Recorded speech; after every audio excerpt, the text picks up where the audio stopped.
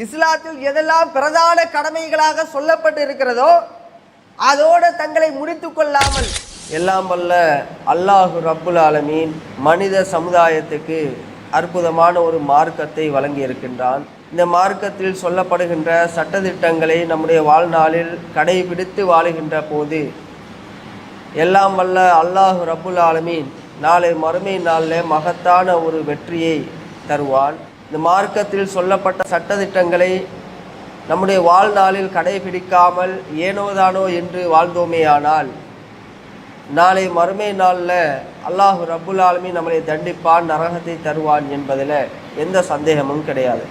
அப்படி இருக்கின்ற போது இந்த உலகில் வாழுகின்ற நாம் இறைவனுடைய சட்டதிட்டங்களை முழுமையாக ஏற்று பின்பற்றி வாழக்கூடிய மக்களாக நாங்கள் மாற வேண்டும். அல்லாஹ் சொல்லுகிறான், உதுகுலு ஃபிஸ்ஸில்மி காஃபா, மூமின்களே, இந்த மார்க்கத்தில் நீங்கள் நுழைந்தால், மார்க்கத்தை நீங்கள் ஏற்றுக்கொண்டால் அதனை முழுமையாக ஏற்றுக்கொள்ளுங்கள். பாதி அளவுக்கு மார்க்கத்தை ஏற்றுக்கொண்டு பாதி அளவுக்கு ஏற்றுக்கொள்ளாமல் ஏனோதானோ என்று இருந்து விட வேண்டாம் என்ற ஒரு செய்தியை அல்லாஹு ரப்புல் ஆலமீன் இந்த சமுதாயத்துக்கு ஒரு அடிப்படையான ஒரு செய்தியை முன்வைக்கின்றார்.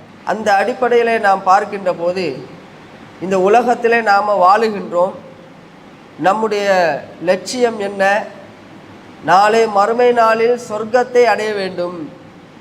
சொர்க்கத்தை அடைவதாக இருந்தால் மார்க்க விடயங்களை கடைபிடித்து வாழ்ந்தால் சொர்க்கத்தை நாம் அடைந்து விடலாமா, அல்லது இந்த மார்க்கத்தினுடைய சட்டதிட்டங்களை நாங்கள் முழுமையாக ஏற்றுக்கொண்டு வாழ்ந்தோமையானால் நாளை மறுமை நாளில் மகத்தான வெற்றியை அடையலாமா என்றால், இஸ்லாத்தினுடைய சட்டதிட்டங்களை முழுமையாக நாங்கள் கடைபிடித்து வாழுகின்ற போதுதான் அல்லாஹு ரப்புல் ஆலமீன் மறுமை நாளில் மகத்தான ஒரு வெற்றியை தந்து விடுவார். அந்த அடிப்படையில் மனித சமுதாயத்தை நாம் உற்று நோக்கினோமேயானால் மனிதர்கள் இந்த விவகாரத்தில் 3 பிரிவுகளாக இருக்கிறார்கள். 3 சாரார் இருப்பாங்க. அதுல முதலாவது சாரார் எப்படி இருப்பாங்கன்னு சொன்னா, இந்த உலகத்தில் பிறந்தோம், வாழ்ந்தோம், மரணிப்போம், மறுமை நாளில் அல்லாஹ்வை சந்திப்போம் என்ற அடிப்படையில் பிறந்தோம் வாழ்ந்தோம் என்ற அடிப்படையில் வாழக்கூடியவர்கள், மார்க்கத்துக்கும் அவர்களுக்கும் எந்த விதமான ஒரு தொடர்பும் இல்லாமல் வாழக்கூடியவர்களை பார்க்கின்றோம். பிறந்தார்கள், வாழ வேண்டும் என்ற அடிப்படையில் வாழுகிறார்கள். ஆனால் மார்க்கத்தினுடைய எந்த விதமான சட்டதிட்டங்களையும் பின்பற்றி வாழ மாட்டார்கள். தொழுகையை கடைபிடிக்க மாட்டார்கள். ரமலானுடைய மாதத்தில் நோன்பு பிடிக்க மாட்டார்கள். ஹஜ் என்றா என்ன என்று கேட்கிற அளவுக்கு சில மனிதர்கள் இருக்கிறார்களா இல்லையா? அப்போ இப்படிப்பட்ட ஒரு சாரார் நம்முடைய சமுதாயத்தில் இருக்கிறார்கள். அவர்களுக்கும் மார்க்கத்துக்கும் எந்த விதமான சம்பந்தமும் இல்லாமல் வாழ்ந்து கொண்டு இருக்கிறார்கள். இது முதல் சாரார். இவங்களை பற்றி நம்ம பேச வேண்டிய அவசியம் கிடையாது, அது நம்முடைய தலைப்புக்கு உட்பட்டதும் அல்ல. இரண்டாவது சாரார் எப்படி இருப்பாங்கன்னு சொன்னால், அவங்க மார்க்கத்தை பின்பற்றுவார்கள், கலிமாவை ஏற்றுக்கொண்டு அதன் அடிப்படையிலே செயல்படுவார்கள். இஸ்லாத்தினுடைய பிரதான சட்டதிட்டங்களை, பிரதான கடமைகளை வாழ்க்கையிலே எடுத்து நடப்பார்கள். தொழுகை என்பது பிரதான ஒரு கடமை. அந்த தொழுகையை கடைபிடிப்பார்கள்.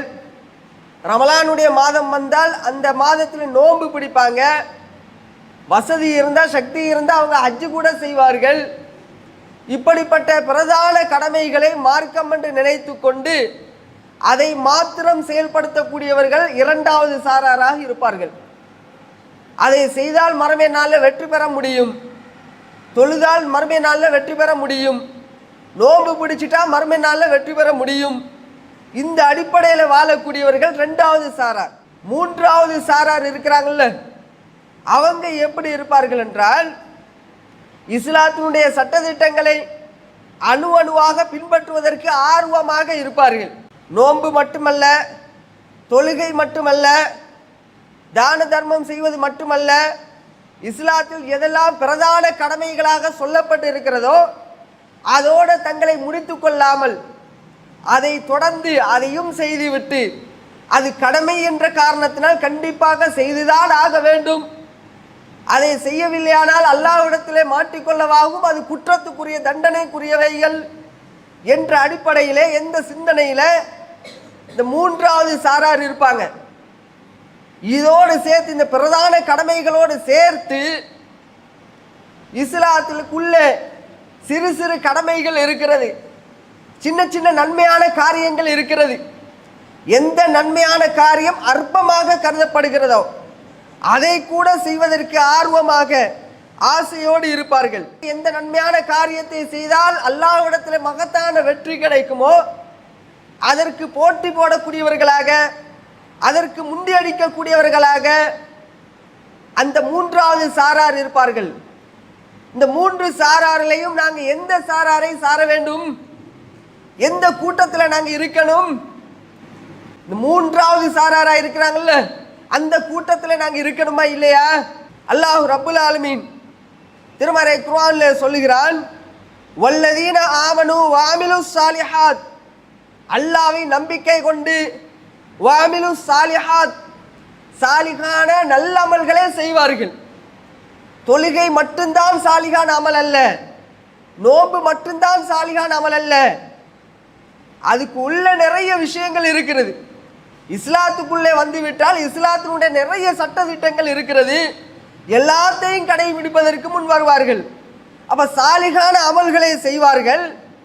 சனுதுகிலுஹும் ஜன்னாத்தின் தஜ்ரி மின் தஹ்தியல் அன்ஹார், அந்த மக்களை, சாலிகான நல்ல அமல்கள் செய்யக்கூடிய அந்த மூன்றாவது சாராரை நாங்கள் சுவனத்தில் நுழைய செய்வோம். கீழ்ப்பகுதியிலே ஆறுகள் ஓடக்கூடிய சொர்க்க சோலையிலே நாங்கள் நுழைய செய்வோம்.